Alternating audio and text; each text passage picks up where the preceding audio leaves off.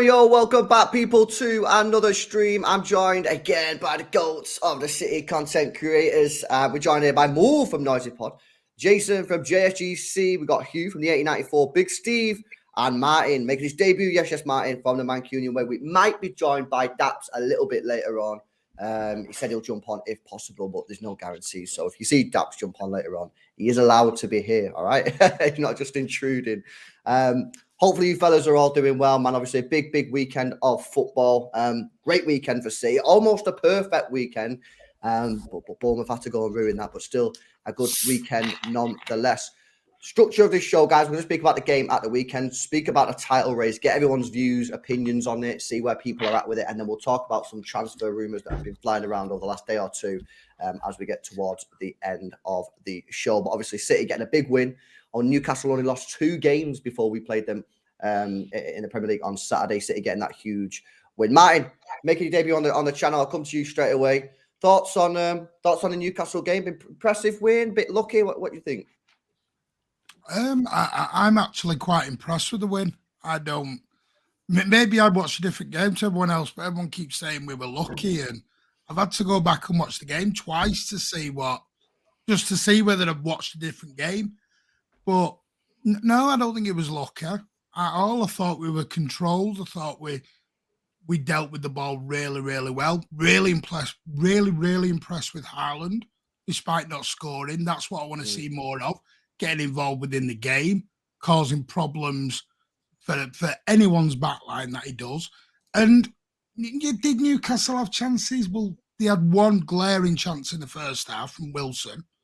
But I'll be honest with you, I thought Newcastle, when you look at the chances we had, they were lucky to be only one down.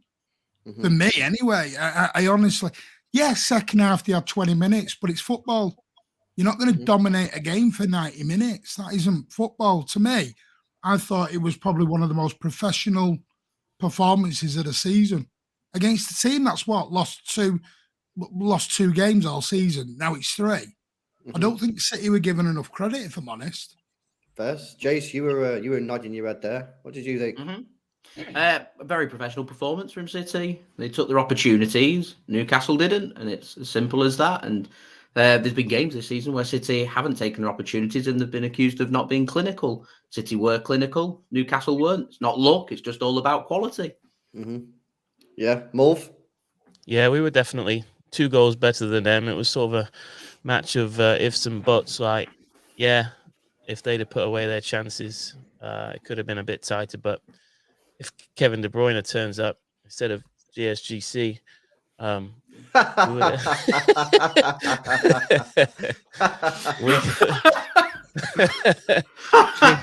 we could have.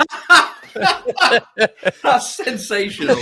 That's absolutely brilliant. You know the rest. Jay's fault. That's fucking funny, man. That's funny. So yeah, Big Steve, Hugh, agreements? Any of you disagree with that? No.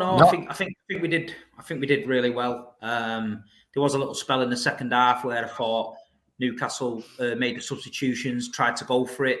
Mm-hmm. But they're toothless up front. You know what I mean? Joe Linton missed one, should have scored. Aki made a couple of decent blocks. But no, I think City was in control. And I think even if Newcastle would have scored, I think we'd have just upped the tempo. We had enough on the bench to make, changes to the game. And like you say, I think it was a good game. Kevin won at the races. We know that.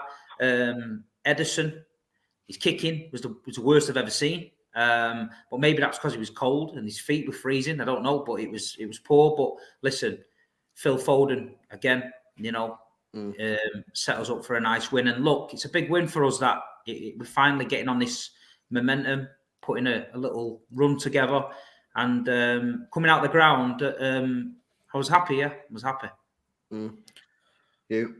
Yeah, I agree with everything the lad said. I think it was one of our most professional performances this season. I think that's 7 unbeaten in a row now, I believe. That's 7 unbeaten in a row. And, that seems to be a pretty significant number this weekend, doesn't it? In celebration of 7 games unbeaten in a row, we should all have a glass of 7 up. It's a big number this weekend, 7. So here's to City going unbeaten 7 games in a row. It has no other meaning other than 7 games unbeaten in a row. Well done, Manchester City. We march on. I want to speak about the defence actually, because obviously it kept a clean sheet going into the game. I was confident that we were going to keep a clean sheet. Now, I do think that we were slightly unlucky. I think you could consider Newcastle slightly unlucky not to get a goal. Wilson had a great chance. Joe Linton missed a one-on-one where he got to do better. But ultimately, other than that, I thought we did quite well, that defence. Now, if you look at the actual defence that we played, I know there's been a lot of talk this season about the lack of sort of build-up play from the back. John Stones, Laporte, we don't have a left back. So we have kind of struggled in a lot of games. And if you look at sort of the United match where we got beat 2-1, I think that was very evident. You look at the team that he played, Walker, Akanji, Diaz and Ake. It doesn't really scream out build-up play. But one thing that it does do is it's pretty solid. It's a pretty solid back line. I think we all agree with that. Do any of you guys think that we should continue to run this, or do any of you think that we should be bringing John Stones or Laporte back in for Akanji? Because whilst they would bring us the build-up play, that back four, I've got to say, did look very, very solid. Mulv, I'll come to you on this one. No, totally agree, mate. Couple of things going on there. One is just the aura of Ruben Diaz returning. He just lifts everybody. Ake continues to be phenomenal defensively. Now, while they aren't, I agree with you, they're not our best centre backs or defenders for the build-up. I think they've actually been overachieving in that regard, particularly Diaz. The last couple of matches, Ruben Diaz has been really building nicely out the back, breaking lines. More than his reputation would suggest, I think. So if he can continue to do that, and the rest of them can defend as well as they've been doing, I don't see a problem with keeping that set of 4 back there. So you'd be in no rush to bring in Stones or Laporte? No, not at the moment. No. That's interesting. Any of you guys agree with that, or would you be bringing it? Because a lot of the chat, and I would probably be bringing John Stones back in ASAP, but Any you agree with Mulv there? I think what Wolf said is spot on. I think there's a part of me says, listen, just don't fix what's not broken. They look very solid, and something that I've said for ages is the whole team plays better when Ruben Diaz is on the pitch. Akanji looks more confident when Ruben Diaz is beside him. The same way we said about Stones and Laporte as well. When they have Diaz beside them, they all play better because he's able to keep them in the game, rally the troops kind of thing. And you know what? Our attacking play is much better than it has been recently as well. We're creating more. We look more diverse in our selection going forward as well. It's no longer just side to side, wait for an opening. You have players like number 47, Phil Foden, penetrating and being aggressive and direct running and that kind of thing. So Ake's playing his role in that too. So there's not really much to fix for me in the defense just yet. Until something is, obviously wrong and needs sorting out, I wouldn't be in a rush to fix it. But they'd be welcomed. They'd be welcome, Stones in Laporte, because we know how good they are. Mm-hmm. I think we've got the options now. If you go back to last season, towards the end, we had the battle in Madrid in Atletico where we got kicked to shit. Then we had to come back for the FA Cup semi-final. Then we back out to Real Madrid. We had Wolves in between. We had Fernandinho at centre-back, John Stones at right-back. We patched it up and we limped over the line. I think if you've got Laporte and Stones on the bench fully fit, he can rotate it how he sees fit. Listen, Akanji doesn't get enough credit for me. £15 million, not put a foot wrong for me. And he plays well with Diaz. Ruben's always talking to him. And I'm in the South Stand. I see him all the time, pulling him in, making sure he's close to him. He talks to him. Sometimes I see Akanji with Stones or with Laporte, and he's sort of on his own in no man's land. So I think Pep likes that combination. But with the other two on the bench, you've got combinations during games that can come on at any time and change it, which we didn't have that last season.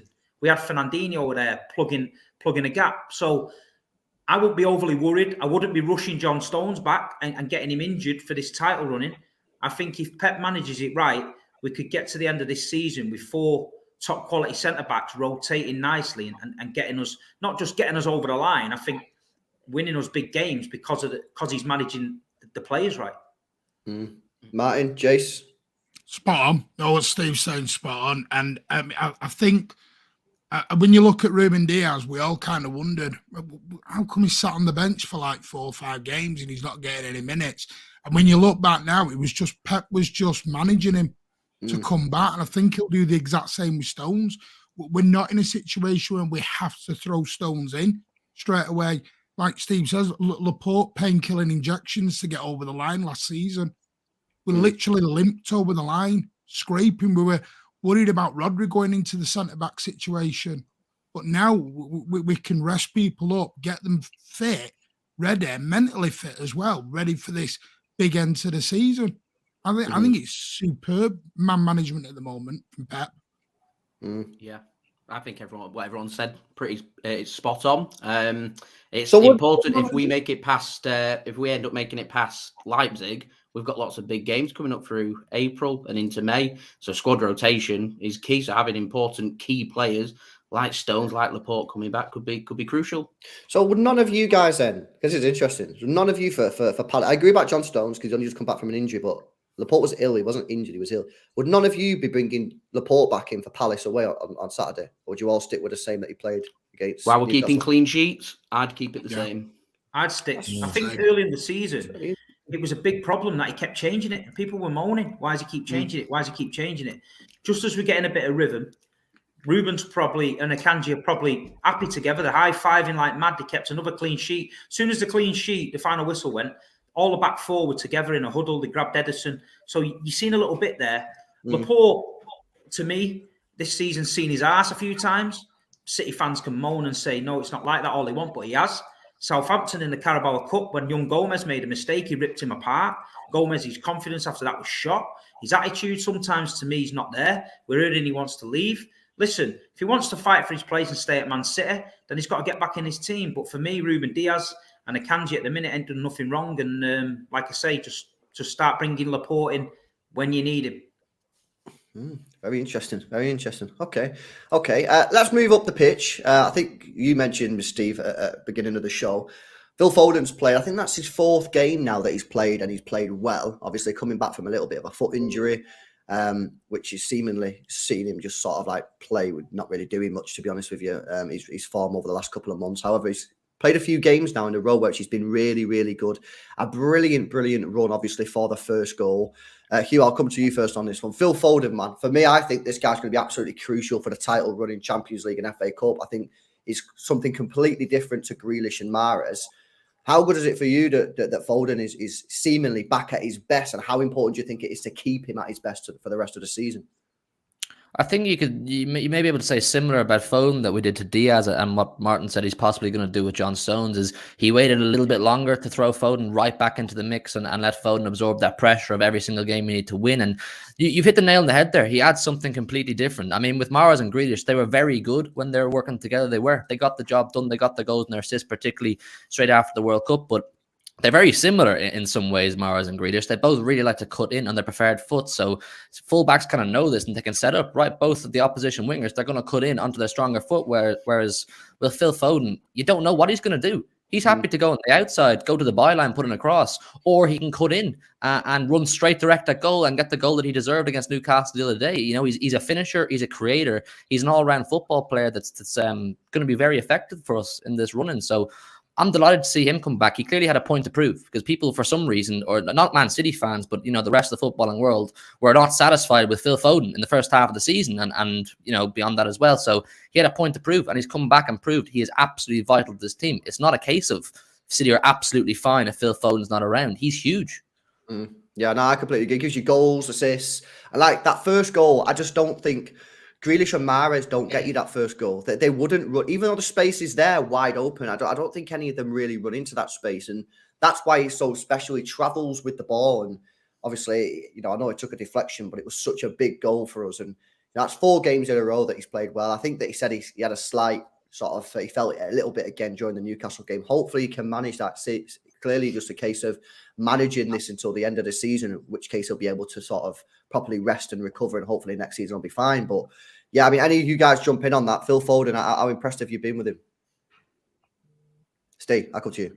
No, it was, listen, we know it's in there. The City fans know, but it happens all the time with these players. When he seems to be going off form, there's always outside issues. Rumours are coming out about him, this, that and the other. But, you know, he said it was his ankle. So, you know, you can see him. He looks like that school kid again that's got his chance in the first team. That's trapping the ball down with a little bit of flair and cutting inside. Once he knew that burn couldn't turn, he found that gap straight away. He put it past him and went driven in. Anyone touches him, it's a pen. And like you say, it was a great goal, but he's got his mojo back. Like we say, he's got his mojo back. And I think when Phil Foden plays, Manchester City play, and he does give us something different to Riyad. Riyad's been outstanding this season for us. Jack's been outstanding, but it's just another option for us. Look at the options. Like I say, if Newcastle had scored and put us under a bit of pressure, that bench we had on Saturday, we can change it up. And like you say, we've got everybody coming back at the right time. Ruben Diaz, fit, fighting, leader. John Stones getting back in the fray. Phil Foden showing a bit of form. You know, Erling Haaland's link-up play. Martin mentioned it before. One of the best games he's ever had. People need to realise that this guy's a kid.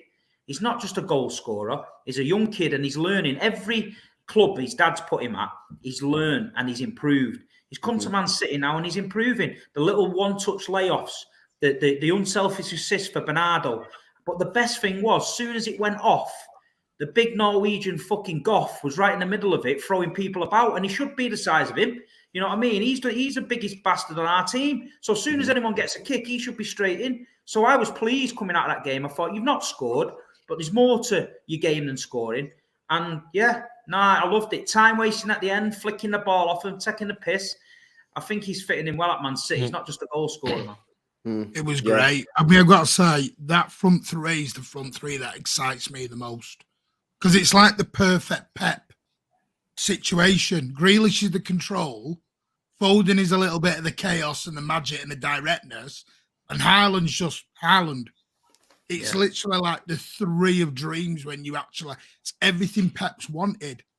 Mahrez is very, very good, but he's not direct in what he does. He's very predictable, and I love Mahrez, but Foden just gives you that. He scares fullbacks. For balance, Martin, is Grealish not predictable, though, just for balance? Could you not play Mahrez and Foden? What's the difference for you between Grealish and Foden and Mahrez and Foden? Because for me, Grealish this season, for me, has been, since the World Cup, has been our unsung hero. Because what Grealish does, people say, well, Grealish can't be direct. He's not running at wingers. No, but what he's doing is he's dragging 3 defenders to him all the time. And then what they're doing is they're having to drop him. Mm. How many fouls? I mean, I said on Saturday, he must be the most foul guy on the pitch. Whereas Mahrez doesn't do that. He doesn't take 3 players with him. He doesn't seem to have that fear. I don't know why, but Grealish will take 3 of the opponents out with him.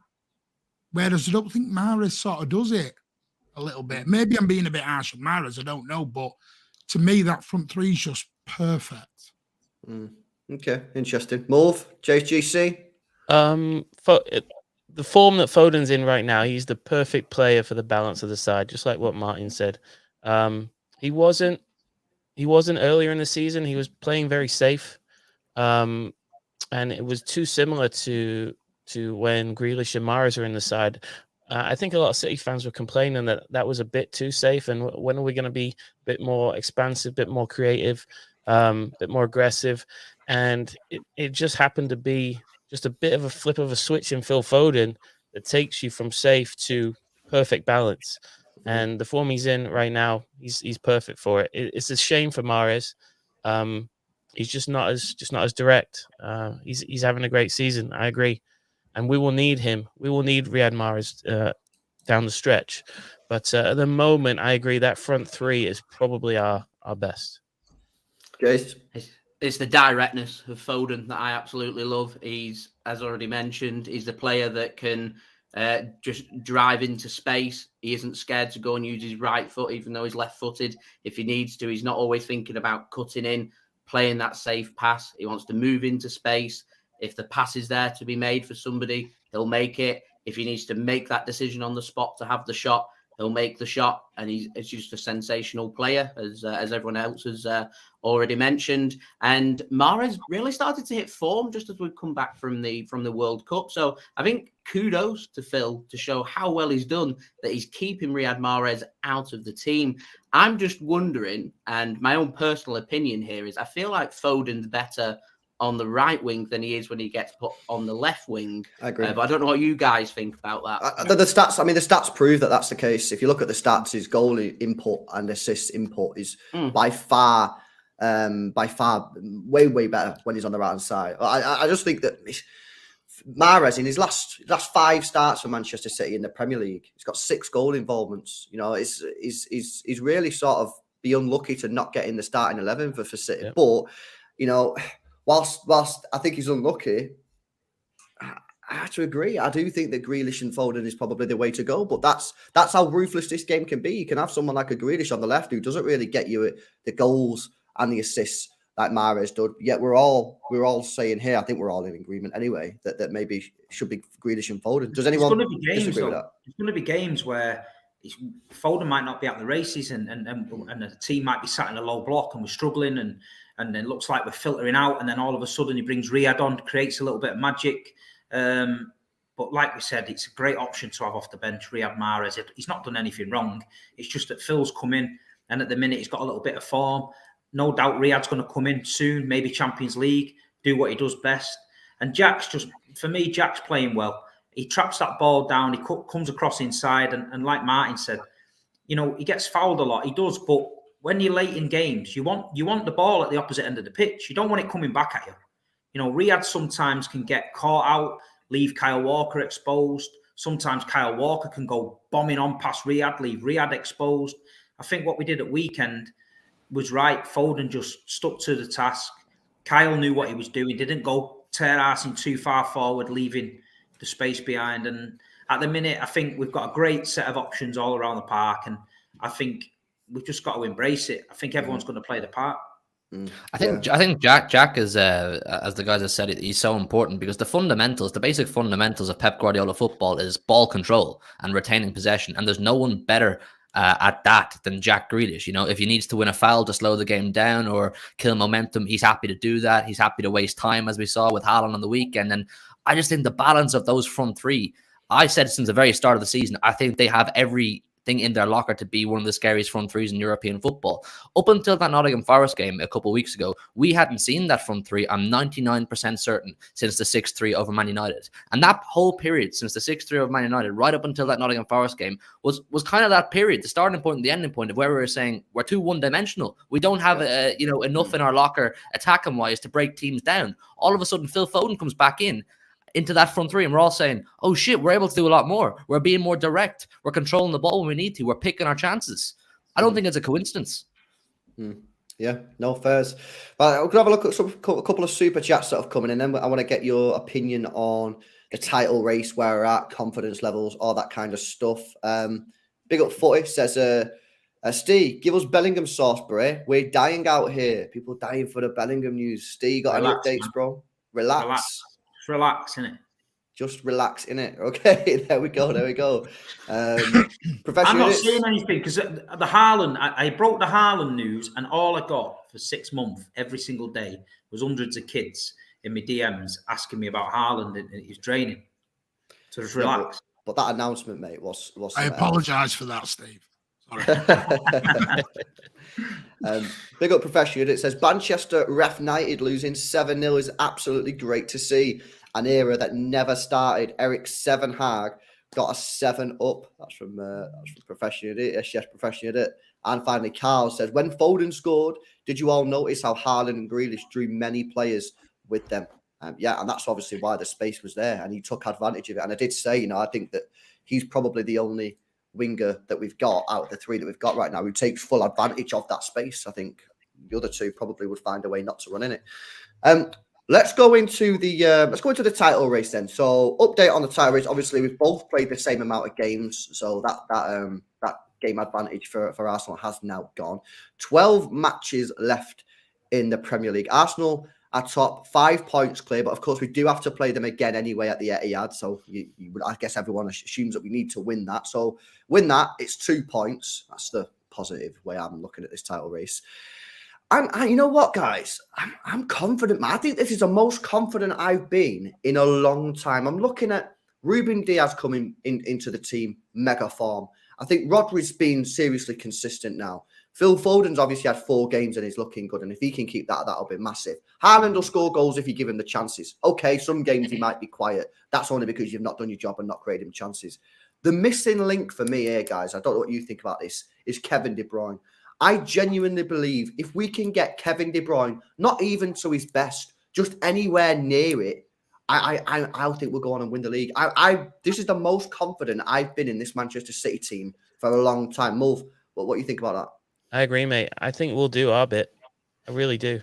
It's just whether Arsenal can beat it or not is the question. I think just player by player, they're coming into form at the right time.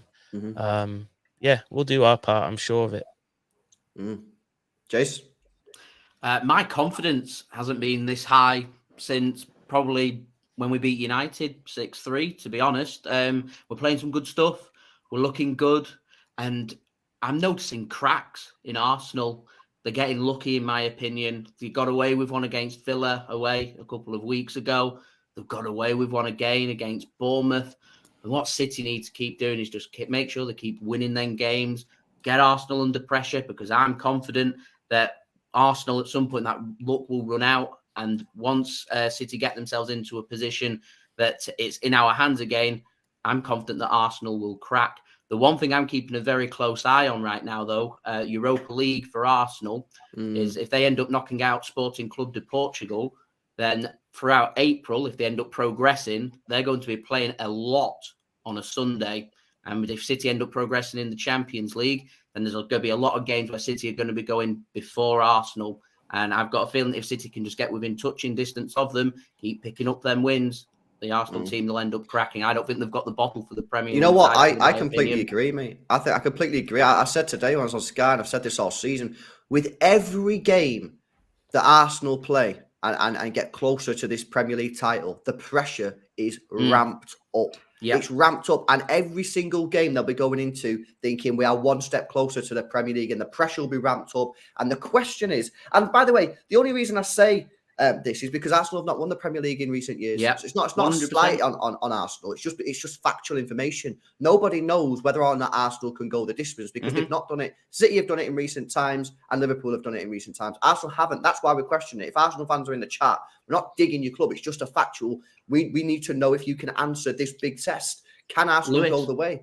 I don't think they can. Lewis, you're spot on. Every game on game, if you turn that heat up onto Arsenal, as the games chip away, that pressure, that heat gets more and more and more. And Manchester City have shown time and time again, if they get to the top of the Premier League, they're capable of leading it. If Man City need to chase the pack, they're capable of chasing it. City have been here. They've done that. They've worn the T-shirt. These players that we've got know how to win the Premier League. All we need to do is pick up them wins and get that Arsenal team under pressure. I'm really confident that if City can do that, they'll crack. For me, it's just about clicking at the right time. We know this from experience over recent years. How many times have we been told by United fans and Liverpool fans and even Chelsea fans that they won the league in December and January, and we're sitting there saying, you know, you're telling us we look stale or we don't have belief, right? You don't win anything in these months, and I'm almost ready to say that we're clicking and it's at the right time. We know what moment to strike. We know what moment it gets really serious. You can't live off being emotionally charged in early March. You can rely on being emotionally charged when you're 2-0 down to Aston Villa on the last day of the season and you need your emotions to kick in and get you through that last 90 minutes or get you over the line and fix something for you. Not at the start of March when you're at home to Bournemouth or late February when you're away to Villa and you need injury time winners. I'm not going to take that away from Arsenal fans and say, don't celebrate a last-minute winner because, listen, we're football men. We know any last-minute winner, we're all going crazy. You're going to enjoy it. But is that sustainable? I don't know. That's not to say that they won't blow other teams away. But when the pressure is on, like, just stay on their coattails and see how they handle it. That's what I'm thinking. Yeah. Anyone else got anything to say on this? No, I'm not. No. Go on, Martin. You go. No, so go on, Steve. Go on. I know. I'm like you say, we've got to do our job. We know what we've got to do. We've been there before. Pressure's not even started yet. Me and you came out the Emirates the other week after beating them. They were all crying in the stands and around us saying, oh, you've done it now, we've bottled it and all that. So their confidence that they're doing on AFTV and all that, it's all very, very fragile and it's all for the cameras because they're going on like they've won it already. The pressure's not even started yet. They've got to go to Anfield. They've got to go to Newcastle, Nottingham Forest away. They're the ones where your arse is going. And we've just got to do our job. Listen, I fully believe Man City do our job and we do what we need to do. We had to go and win 14 games on the trot against that Liverpool team, up against them, and we did it. The Man United team we were chasing down, we had the big derby game where Vincent Kompany scored. I believe the Etihad game against Arsenal is going to be the same. And I think if we can get to that game and beat them and put that little bit between us, I think we just get the job done. We just got to keep doing what we do. Yeah, no, it's spot on. Yeah. I mean, I've got to say, sorry, go on, Lewis. Yeah, I was going to say our next 3 Premier League games we play before Arsenal play that weekend. Now they will have a game in hand because we've got the FA Cup game, so they'll probably go a little bit clear in terms of points. But yeah, we'll be playing the next 3 Premier League games before they'll be playing, so that could be really interesting. If City can go out there early morning on Saturday or the early kickoff on a Sunday, get the win, and then put that pressure onto Arsenal. That's a really difficult position to be in. And we've been in this position many times over the last couple of years, and it's always better playing first. Because if you play second and the team has already won, then that you've got to go and win. Whereas at least if you play first, you drop points, you watch the team, there's always a chance that they'll end up dropping points. I think that we've got a couple of big fixtures coming up now. None of them are easy, of course, but these next 3 games where we play before Arsenal, I think we've got to be winning all 3 of them. We've got to be putting that pressure onto Arsenal. JC's 100% right. They've got Sporting Lisbon in the next couple of games this Thursday. Then they play Sunday, and I think it's the same again next week, or it'll be the week after or whatever. Thursday, Sunday is not easy. I think these next couple of weeks, City do their job. This is a big opportunity that Arsenal might end up slipping with that Europa League. It really is. It's not easy playing Thursday, Sunday. It's really not. You have that 2-day rest. Sunday, big couple of weeks. Martin, what was you going to say, mate? No, I was just going to say the lads have all been spot on. But to me, if you'd have asked me January before all these charges came out, I'd have probably said, yeah, I don't think City would do it because I think City weren't clicking as a team. I don't think they were quite there. I think since that, it's had the role reversion on us and brought us together. And it's basically given the squad the lift that they all needed. And the lads are right. Arsenal want to go to Anfield, who were fighting top four. They're desperate to get top four for their summer signings. Going to Anfield is not going to be easy. They've got Chelsea at home. They've got Newcastle away who are going to be fighting. So to me, we're about to see Gary Neville was spot on. They're running on pure emotion at the moment. I think Hugh said it by the start of March. They should not be running down the goal line or celebrating like they won the title on the 1st of March. They shouldn't be doing it. They should just be going, right, 3 points. Not many teams are conceding 2 goals to Bournemouth a game. Cracks are there. Jay's spot on. Cracks are there. And they need to be seriously careful. They're doing a Liverpool. They're printing the T-shirts already. And it may come back to haunt them. Big time. We are the mentality monsters. It certainly feels to me that Arsenal, look, I'm not going to take anything away from their last minute winner. But it certainly feels to me when I've watched them the last few weeks, I get the feeling, I don't know if you guys agree, I get the feeling like they're almost playing like it's the last 5 games of the season. And I don't mean that in the way that they're celebrating. I mean that in what I'm seeing on the pitch, from the high emotions, from the frustration that you're seeing on the, there's still 12 games to go. You should be still relatively calm. Again, I'm not talking about the celebrations. I got no problem with them celebrating like they did. I think it's mint, and I'm not celebration police. I think it's pretty miserable if you're doing that. But for me, it's the people who are. I see Zinchenko do this a lot. You know what I mean? And like 2 minutes to go at the end of a game, and he's kicking off, and I'm thinking, that for me, it doesn't seem right. So it'll be interesting to see if they do crack. Obviously, a couple of you said that you do think they will. I think that they will. Only because they've still not won the league yet, and they've not proved to me that they can do it. But it's certainly going to be an interesting race for sure. For sure. Anyone got anything further to say on the title race? We all agreement. Everyone think the City will win it. I think we will. I just think that there's no reason to not back Manchester City. Like as Martin said, we are the mentality monsters. We know when to click. We know how to do these title races, and we know you can't live off emotion. You can't just keep relying on emotion. And they don't have the experience. They just don't have the experience and the know-abouts for these title races. Like you said with Zinchenko, when Zinchenko was in our team, he was the exact same. He was emotionally charged, and we loved him for that. But he always had someone to grab him by the collar. What was it? Remember, there was a game in the Champions League. Was it PSG or Dortmund? And Fernandinho literally went over and reefed him by the collar and said, relax, it's not the time for that right now. I don't see anybody in their squad. Martin Odegaard's not going to run over to Zinchenko and say, relax, mate, you need to calm down. It seems to be they're all happy to play on that. And while it's working, that's great, but it can crumble very quickly. Yeah, no, I agree. Right, we're going to get onto some transfer rumours in just a second. Let's have a look at a couple of super chats that have flown in. We've got Nestor. Yes, Nestor, you're doing all right, mate. He says, hit that like and subscribe. That's right, guys. Make sure you smash a like on the stream. Make sure you subscribe to the channel. And of course, I'll put all the links to the guys in the title. If you can't see it, just refresh it. All the links over there. Go make sure you go subscribe to them. Alman says, hi, guys. What do you think about Alvarez? Do you think he deserves more game time right now? He brings that energy that we are sometimes lacking. Well, for me, I'd love to see more of Alvarez, but, I think you probably have to take out Kevin De Bruyne if you're going to stick him in. And they're going to do that. Just another good option for us, I think. His first season in the Prem, he's done okay.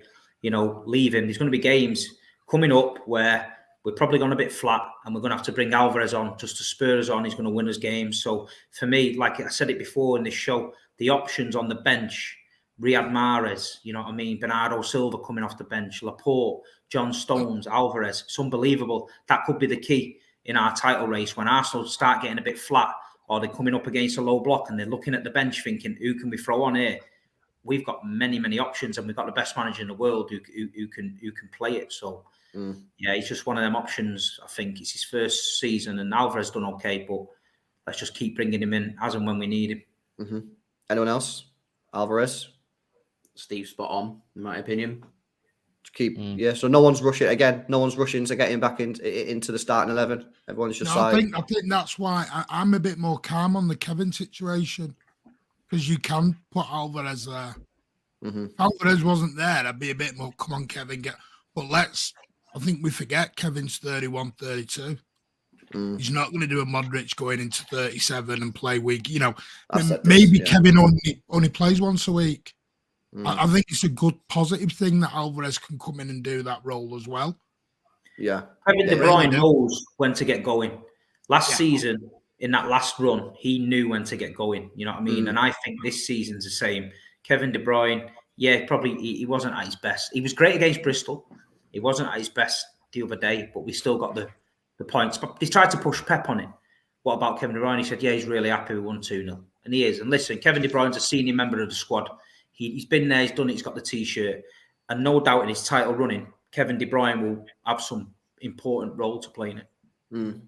Yeah. I raise you on that, though. I think the whole squad know when to get going. I think low-key, this team kind of likes being in this hunter position. I really do. I think they thrive on it.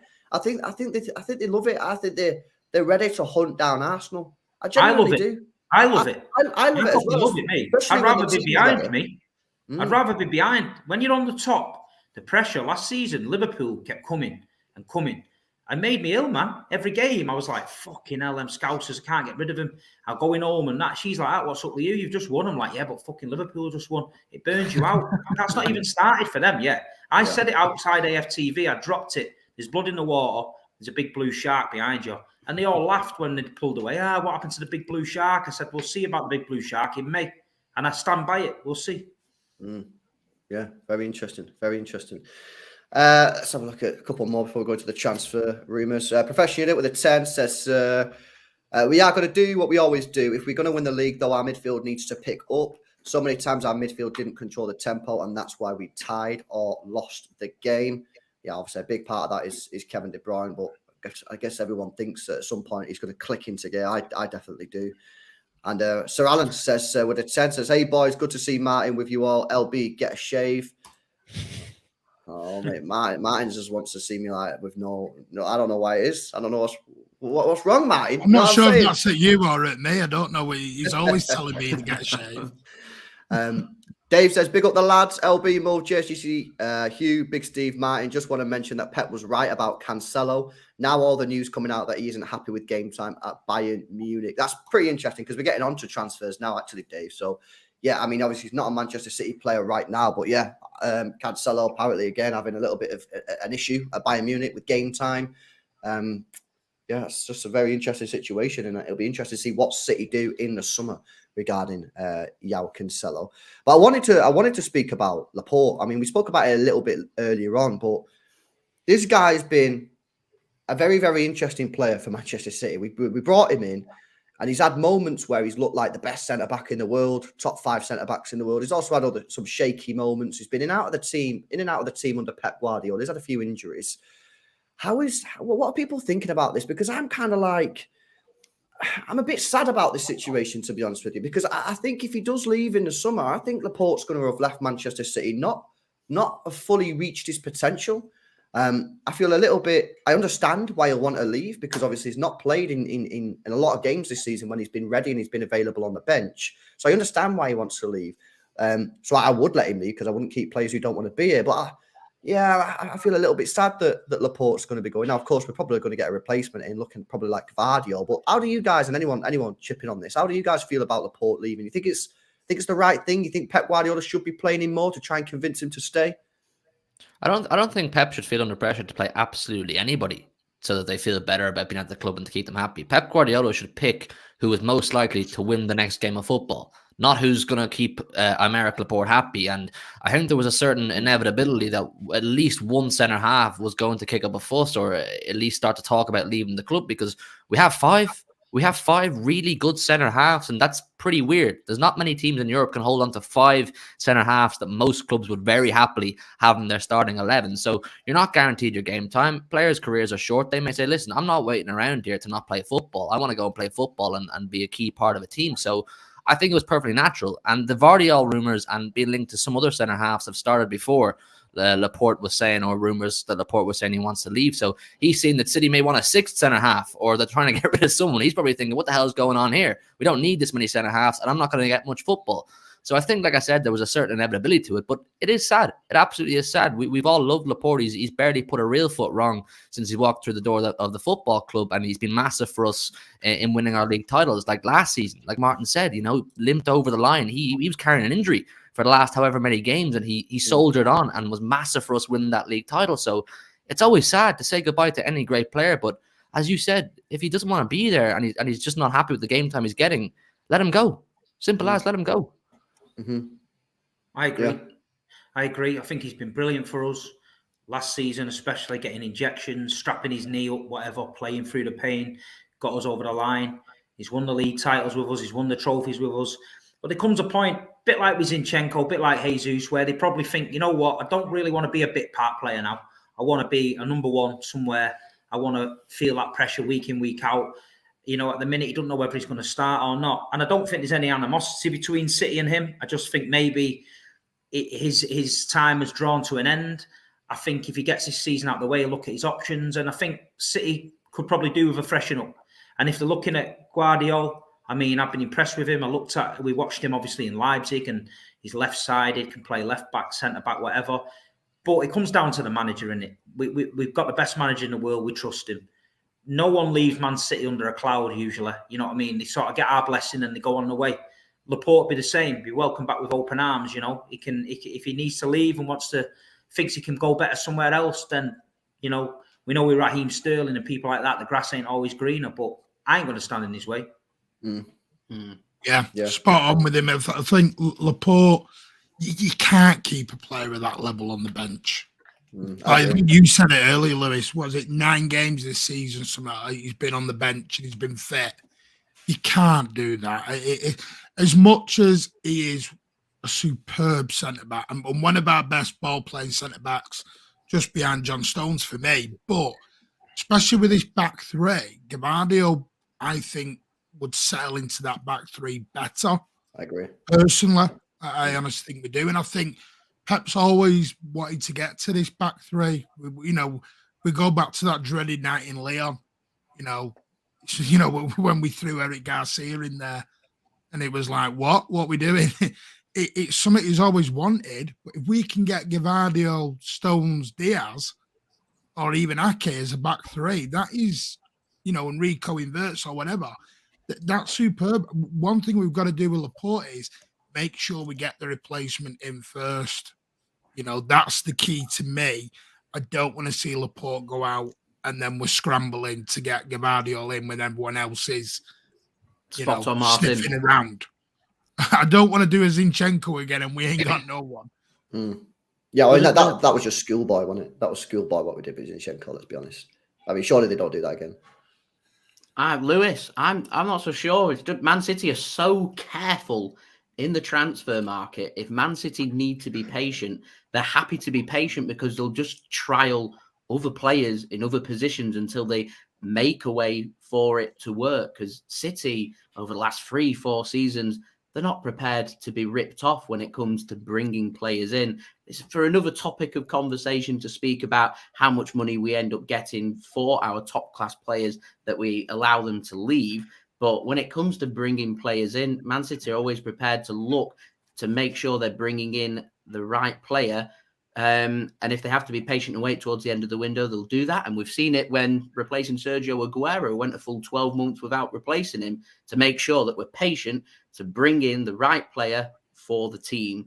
I think I can see City potentially doing that with Aymeric Laporte. It's all about if there's a club out there that's going to pay the money, because I know Barcelona are currently being linked with Aymeric Laporte. And I'm just wondering just how much can Barcelona afford, and can they afford to bring him in for a player who I regard as Hugh was saying, a player that walks into not just most teams in the Premier League, but most teams in Europe. So it's an interesting transfer, in my opinion, that one. I think it's very, very tricky. In Laporte, you're talking about a big player with a unique set of skills. Not that. No, left-footed centre-backs, hard to come by, man. Really are. And we're talking about, the reason he might want to go is because he's one of 5 top centre-backs at the club and he's not playing as much. So how are you going to convince somebody as good as him to come somebody with that profile to come under the same circumstances, right? They'd just be, if Laporte leaves, they'd be the fifth very, very good centre back here. Gvardiol being that guy, probably.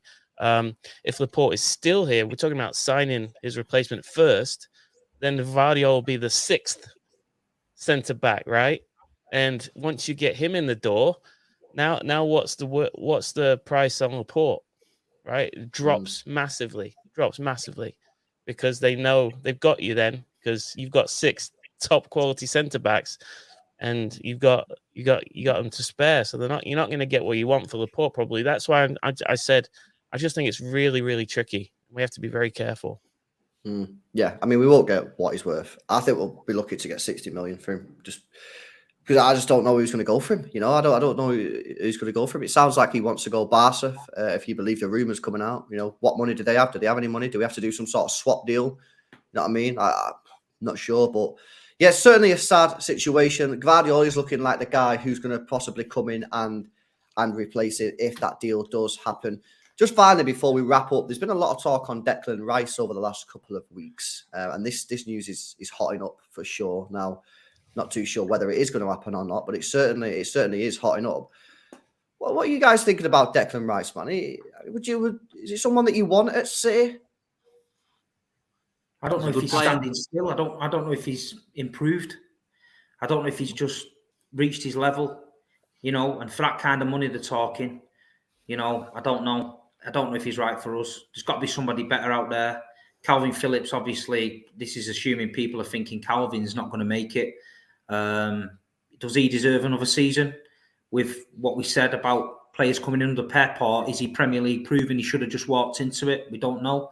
But Declan Rice is a good player, but it's a gamble for that kind of money. I don't think we need Declan Rice. And for me, he's not setting the world on fire. I'm not watching him every week on Match of the Day and thinking, he's put another 8, 9 out of 10 in a struggling West Ham team when his job is to break it all up and go around and enforce it, maybe drag him to a few wins.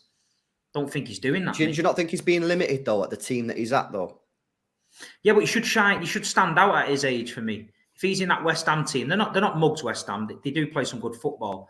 And, he's comfortable there. But I think one of the pundits said it a few weeks ago. It might have been Roy Keane or someone said, he's not really kicked on for me. And I thought, you know what? I agree. He's not. Him and Phillips for England, yeah. I don't know, but I don't know. I can't see City going for Declan Rice, me. He's not the right profile. Not because he's not good enough. I think he's a great player, but for the price that they would want and for how similar he is to what we've already got, it's not a good fit. I don't think it doesn't make sense for either side. I don't think City or Declan Rice to make that move. Who does he come in for? That's the thing that's baffling me. I think it'd be a Phillips. I think Phillips would go the other way. But Phillips is not playing. Well, I'd rather hold on to Calvin Phillips and give him another season than I would go rushing Declan Rice. The idea of signing Declan Rice. I'd rather go back to Southampton and activate the clause on Lavia for 40 million and bring him back and say, look, Rodri's here now, but you're his understudy. You fight with Rodri now and you can have that position. And if Lavia's got anything about him, he'll come back and relish it. If he doesn't, then... But for 40 million, I'm taking Lavia over 100 million or 80 million Declan Rice. He knows the system. Yeah. He knows the manager. He knows the club. There's no settling in period for Lavia. And you wouldn't have to sit there and go, well, you're only going to get 30 games this season. Imagine saying that to Declan Rice. You're talking an England international who plays week in, week out, who you're going to have to convince to leave London as well. Because London, the rumours are he doesn't really want to fancy leaving London to come and play 30-odd games. Because Rodri's in front of him. I'm not sure. To me, Lavia just is the better.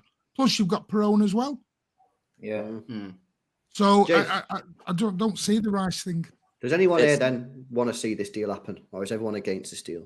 It doesn't excite me. It doesn't excite me. I think the hype around Declan Rice has possibly plateaued a bit. He had a great season or two there. He had very good Euros with England that year as well, didn't he? But I think Steve's hit the nail on the head that you don't hear very often, or after a weekend of football, you see Declan Rice's performance. He was absolutely class in that game, or he stole the show. He's clearly levels above where he is right now, and I think that's what you need to be doing if you want to play for Manchester City. I love Steve's idea, and I think Martin does too, of bringing back Lavia, and it's the natural progression. A much younger player than Rodri, so he's probably going to be more understanding of he has to play as an understudy to Rodri, and eventually that seat will be yours.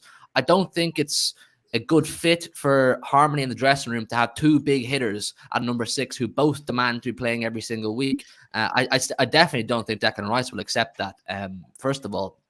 So it doesn't sit right with me. I think keep Phillips or go for Romeo Lavia. It makes more sense for Declan Rice to be Liverpool's Rodri, the guy that follows the guy that's heading out the door, right? Like Rodri followed Fernandinho. Declan Rice would probably be a good follow for Fabinho, in my opinion.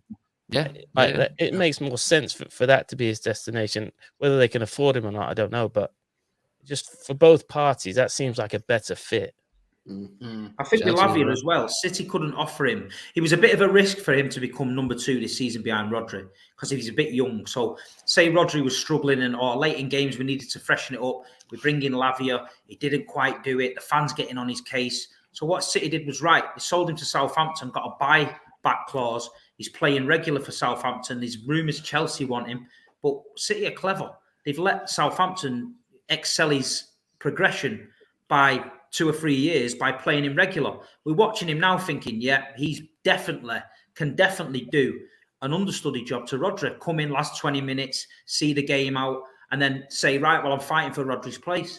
And City need to do that, you know what I mean? We had the option on Douglas Luiz a few years ago, but we had Fernandinho and Rodri. So Douglas Luiz was not getting anywhere near the team. So we sold him. But now, with Calvin not doing it, Rodri playing more games than what Pep probably wanted to, Romeo shining, because he's shining at Southampton, 40 million, it's a no-brainer. It's a no-brainer. Mm-hmm. Jace? Lewis, I struggle to see Man City signing Declan Rice for the amount of money that West Ham are going to be asking for. It's a hell of a lot of money for City to invest for a player that you would presume is going to be sitting on the bench and playing a bit part to Rodri. And it's not a problem, but I'm going to describe it as what I like to call the Rodri problem. And Rodri is so damn good. Nobody in the world. People keep speaking about how good Casemiro's been for Manchester United. If Casemiro was at City, he'd be on the bench because Rodri's just that good. So if you're Declan Rice and you have an array of options, and he does have a lot of options, there's a lot of clubs interested in him, I just don't see him saying, I want to go to Manchester City, because more than likely he's going to be sitting on the bench. Now, I am keeping a very close eye on these Declan Rice links because I like to do my transfer updates at least once a week. So I pay attention to everything that's getting reported. And my understanding so far of what I'm hearing about Declan Rice is Man City are considering Rice as an option to Jude Bellingham. And I know your chat, Lewis, aren't going to like what has been reported, but they're saying rather than him playing a rotated option with Rodri, they're saying if City don't go in for Declan Rice, and you're going to presume possibly that either Gundogan and or Bernardo Silva leave Manchester City, there's some holes in the midfield for City that City might just want to try and shore up. And if they do want to go with the back 3, then they're going to may well need a little bit more protection with a defensive-minded midfielder, not just to play an option alongside Rodri. They can also rotate, but my only downside I have to Declan Rice, I just don't think he's got any adaptability to his game. He's a defensive midfielder. He sits in that hole. He passes the ball, and that's his job. Can he run up and down? Can he play the number 8? Can he play left back? Can he play right back? Is he quick? I have my doubts for the money that would be needed to sign him. Interesting. Declan Rice's agent is in the chat, right? Tyrone Douglas saying he's very similar to Yaya Toure. Big up Tyrone, man. Big up Tyrone. Oh, Can somebody put one of them drugs helplines on the bottom for people like that? Call Frank. fair dues, right. We've got some couple of super chats to finish off. So Alan says, don't want to say this. It all depends what happens with the charges we face. This is a serious issue that needs to resolve so we can see what this club needs. Yeah, well, that's likely possibly to take a few years. That's the problem with that one. But you are right. It's hanging over us. And Mudtastic with a 2 says, Ake slowly becoming my favourite player. Yeah, he's had a great season, hasn't he? I don't think anyone could deny him. For me, he's been our second best player of the season. Seriously, I think if we had an Erling Haaland award and then had a normal Player of the Year award, I think I'd be giving it Ake. He's been absolutely fantastic. So, yeah, big up Nathan Ake. Right, that's pretty much it. Move, what have you got coming up, mate, on the YouTube, on the podcast? Yeah, me and my mate Joey do a podcast, All Things City. Probably record later tonight, and then was trying to do Thursday night live streams as well. So we're based in the US. So yeah, check it out. Boom, Jace. I've got a transfer update coming up tomorrow, so I'm going to dig a lot deeper into what we've just been speaking about with Declan Rice and that situation. We're speaking about Gvardiol as well, so I've got that to look forward to. There's lots of little bits of news out there to report on, so looking forward to that. And then towards the end of the week, we'll have a build up to the Palace game and a watch along on Saturday. Looking forward to that, and hopefully 3 points for City. Happy days. Hugh Murray, what you saying, bro? Yep, All Things City. I'm closing in on 6K now, so any support on that journey will be absolutely fantastic. Nice. State. Just did a Newcastle match reaction yesterday. Go and check that out. Going to do a Crystal Palace review with John Solarco this week. And that's it. Yeah, bit of filming for Sky on Thursday for the Liverpool game. So I don't know what that's about, but we'll see. And mine. Yeah, we're live tomorrow night. Going to do a transfer show, believe it or not, 8:30. And then we'll be live Thursday with our Palace preview. Happy days. Right, guys, we'll make sure you follow and subscribe to all the guys. I've put the links in the title. Big up to everyone for coming on. Yeah, big up to you, Ben. Let's go, man. Catch you in the next one.